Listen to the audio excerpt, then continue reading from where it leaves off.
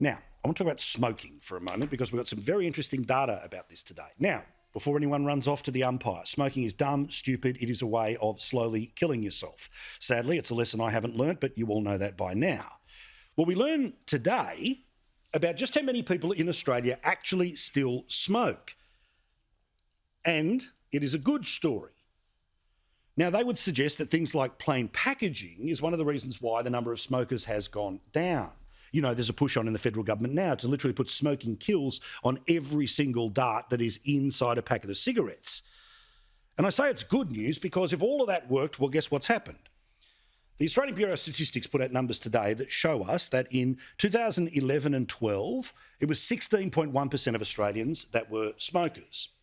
Now it is 10%. But here's the bad part of the story. Despite the fact that 16% of people smoked back in 2011-12, and now fewer people smoke in 2021-22, as you can see on the screen, almost 3 times more is being raised by the federal government in taxation on tobacco. And this is the bit that they always leave out. Now, the idea of increasing the price on something is what's called a price disincentive. Put simply, it becomes so expensive that you decide not to use. The same with plain packaging, that you take away the romance of the way cigarettes used to be packaged and people will stop smoking them. Now, for 6% of people, that was absolutely correct. But for the 10% who remain who still smoke, they are paying more than ever before. And yes, the easiest way to avoid this tax, which is completely voluntary, is to stop smoking. But people make their decisions and they do what they want.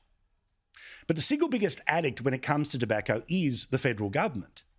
Because despite the fact, as I say, fewer people smoking, but 3 times the amount of money is going into the Treasury coffers. And also in the ABS stats, who are the ones that are actually paying this tax? Poorer people. From the far left to the far right of your screen are disadvantaged to completely undisadvantaged people. You can see here that a huge proportion of the people who pay and still smoke are poor. So the same people who don't have the money to pay more for cigarettes are paying more for cigarettes, while the government is making 3 times as much as they did last time.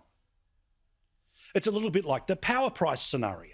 And while power is obviously very different than something like smoking, it's the poorest who have to pay more. The people at the front end of the plane or the private flyers, well, they can afford all of these transitions. Now, the immediate thought in places like Canberra will be, well, okay, then we'll double the tax again and hopefully get another 6% off, and then we'll double the tax again and maybe lose the next 6. But the problem is that while it's good for the country that the number of people that are smoking goes down, what's bad for the country is that the government has a business model where the last smoker left before they turn out the lights will have to pay billions of dollars in taxation for that one packet. Again, how do you avoid paying this tax? Stop smoking. It'll save your life. But it's always left out of the conversation, isn't it?